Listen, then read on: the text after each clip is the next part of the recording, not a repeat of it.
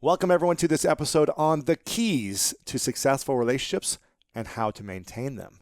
I'm very excited about this. The last solo round in episode 434, we talked about how to make powerful relationships with influencers.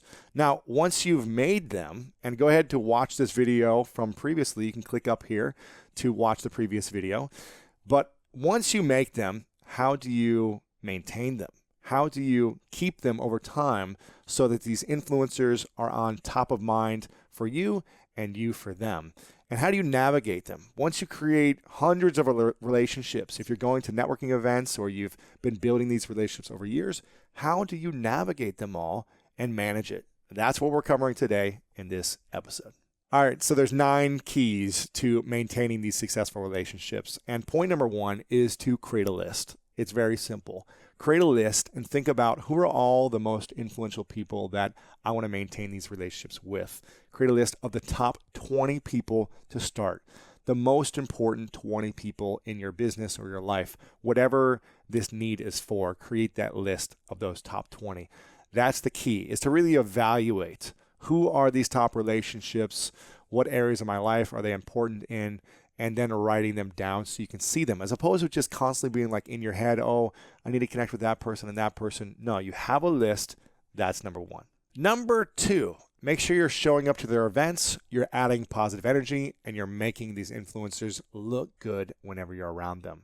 So a lot of these high-level influencers will have a book tour or they'll do a one-off events or whatever it may be. And when you're invited, you want to really make sure you show up, you're positive, you add value to the event, and you make them look good. An example, Ray Lewis, who I had on the podcast recently. If you haven't listened to it or watched it, make sure to click on the link below to watch it. He had a small little gathering here in Los Angeles recently, and he invited me to come. Now I went, and I was adding value. I was connecting with all the attendees there. I was talking about how amazing Ray is, what we're up to, what I'm going to help him with, all these other things. And I was adding value to the event. I wasn't just taking or being negative or being weird. I was adding value. And right afterwards, he was like, hey, man, thanks for coming. Let's connect and do more stuff in the future. So think about who are the influencers you're connecting with and how can you make them look good by showing up for their events. The third thing, it's always being the champion of their network. Be the connector. Find people in your network who you know can connect to them and offer value. Another buddy of mine is launching a vegan company, a vegan brand. And I reached out to him and said, what is the thing you need the most right now? Now, this is a guy who's raised a couple $100 million, who's taken many companies public. And I said, how can I offer value to you? So I made connections to 4 different individuals, many of them who invested in his company. So just by being the connector and adding value and finding the connecting points of who can support them as well, that's a big thing. So be the connector. That's point number 3.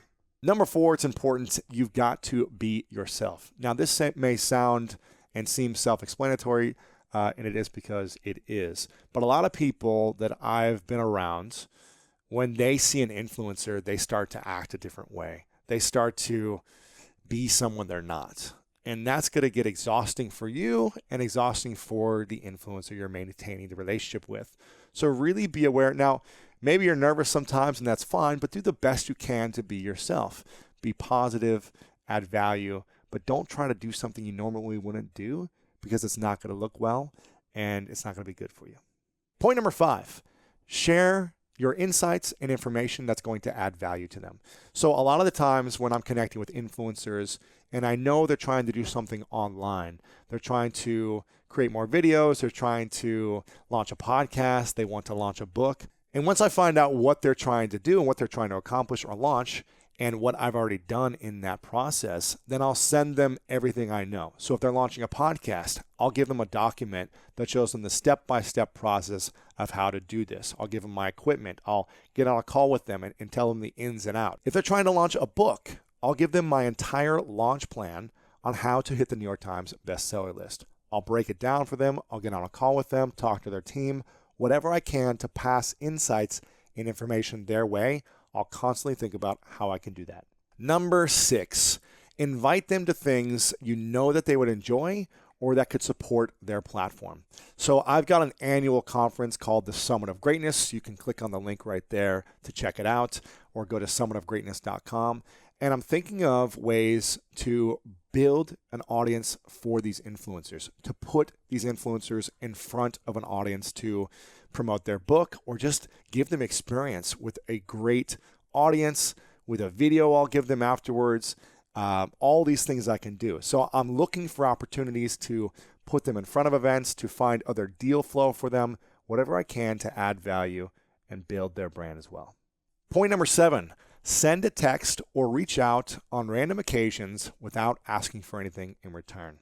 Now, I am constantly texting or FaceTiming influencers and just friends in general randomly. And I'm just saying, hey, just wanted to check in with you. I've got no agenda, but just wanted to say hi. And I always find the responses to be like confused, because they're like, they're so used to people reaching out and asking for something that when someone just reaches out and says, hey man, how are you? Or hey, how are you doing today? And hope you're doing well. I just wanted to check in and see how the kids are, this and that. No agenda, just want to say hi. They find it very refreshing. So don't always have an agenda. Don't always try to make it about you. Make it about them and send frequent hellos and texts. Point number 8, make sure you're constantly asking how you can support them and what their biggest needs are. So every 6 months, they may have a new need. They may have a new vision. They may have a new project they're coming out with. So reach out on occasion and say, hey, what's something I can support you with? Is there anything I can do to help? This is going to add value. It's going to keep you on top of mind awareness for these influencers as well. And it's going to set you up for success. And point number 9 is be a promoter of these influencers.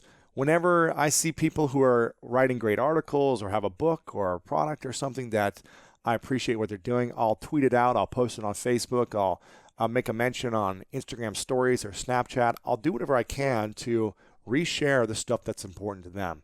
I think it's important. You want to be a promoter of individuals. You want to let them know, hey, I see what you're doing. I think it's cool. I want to share it with my audience as well and help you out as much as you can. It doesn't have to be this huge involvement all the time, but it can be just quick little promotion reminders that you're here to support and you're there for them. So these are the 9 points for how to maintain successful relationships and really how to make sure that when you reach out to them and you start to make the relationship, that you're able to sustain it over time as opposed to allowing it to fall through the cracks. You put all this energy into making the relationship. Now you got to make sure you maintain it. So make sure to go through these 9 points again. Leave a comment below as well of what the most important point is for you and what you find most helpful. I'd love to hear which one is most important for you. It's also at the show notes at lewishowes.com/437. So leave a comment there as well. Like this video if you're on the YouTube channel right now, and subscribe if it's your first time here on the channel or if you're not a subscriber yet. And also, I've got something free for you today. I'm going to give you something really powerful, a cool tool that we just made for you. And that is my relationship management spreadsheet. That's right. If you have a lot of influencers, you've got all these connections already, or you're starting the process of building relationships with influencers, you've got to learn how to manage them. And as opposed to just what I do a lot of the times, or have in the past, is just kind of thinking of the people all the time and keeping it all in my head, it's better to have it written down. So it's organized, there's a process, and you can really know how to keep track of all the people that you're in contact with and who are important in your life.